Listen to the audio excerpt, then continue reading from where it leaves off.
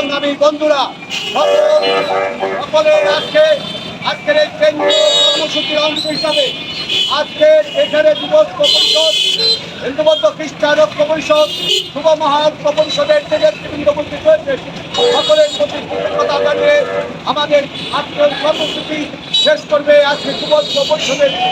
আমি অল্প কথা বলতে চাই। সারা বাংলাদেশে সম্প্রতি আমরা দেখতে পেয়েছি ঢাকার মিরন জিল্লায় যে ঘটনাটি ঘটেছে, সেই ঘটনা শুধু এই সম্প্রতি দিয়ে ঘটেছে তা নয় ভাইরা আমার। আমরা দেখতে পাই সারা বাংলায়, সারা বাংলাদেশের আনাচে কানাচে বিভিন্ন জায়গায় এই আমাদের ধর্মীয় সংখ্যালঘু সম্প্রদায়ের উপর কিভাবে এই জুলুম নির্যাতন অত্যাচার সহ্য করে আমাদের এই ধর্মীয় সংখ্যালঘু সম্প্রদায়ের মানুষেরা ভোগ করে আসতেছে ভাইরা আমার।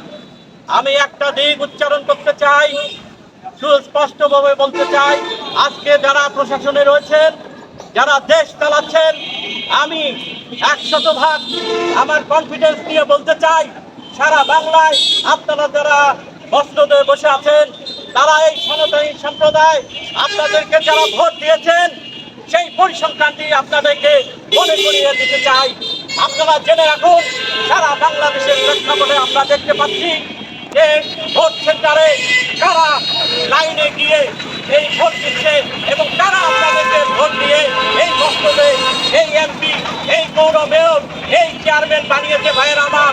আপনার সুস্পষ্টভাবে একটু দৃশ্যমানভাবে চিন্তা করলেই হয়ে যায়। সেখানে দেখবেন আমার ভাইয়েরা, আমার বোনেরা এই সিঁদুর দিয়ে, সিঁদুর মাখা মাথা নিয়ে সেই জায়গায় ভোট দিতে উপস্থিত হয়েছে ভাইয়েরা আমার।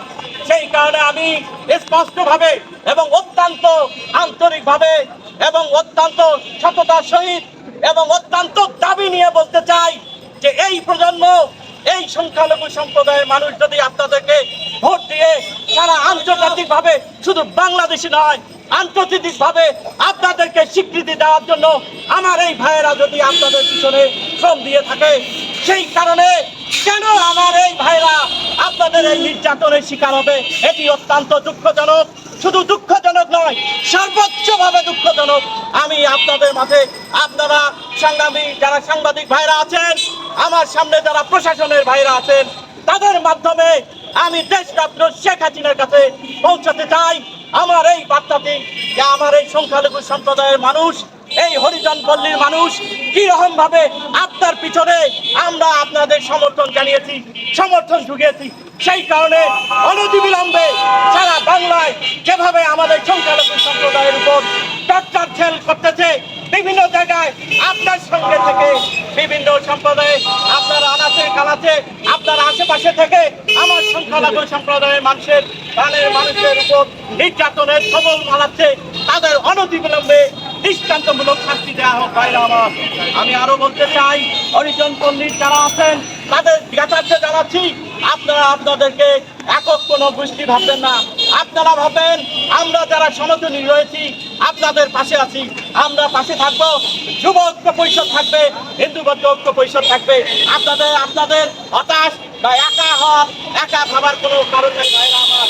আমি আরো স্পষ্টভাবে আজকের এই সমাবেশের মধ্য থেকে জানাতে চাই, আমাদের কেন্দ্রীয় সাধারণ সম্পাদক অ্যাডভোকেট রানা দাশগুপ্ত, আমাদের ধর্মীয় সংখ্যালঘু সম্প্রদায়ের প্রাণের মানুষ, যিনি এই ডাক দিয়েছেন আজকের এই 4ই জুলাই সারা বাংলাদেশে একযোগে এই বিকাল 3টার প্রতিবাদ এবং বিক্ষোভ মিছিলের, সেই বিক্ষোভ মিছিলে আমরা তার আহ্বানে সাড়া দিয়েছি এই কুড়িগ্রাম জেলার মানুষ।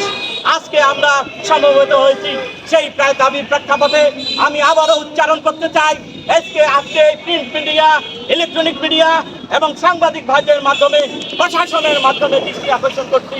আজকে আমি এই কথা আরো উচ্চারণ করতে চাই, সারা ঢাকার মিরন জিল্লার মতো এই কুড়িগ্রামেও কিছু ঘটনার সৃষ্টি করেছেন কুচক্রী মহল্লা, জঙ্গিবাদেরা, যারা এই বিভিন্ন জায়গায় এখনো ওত পেতে আছে।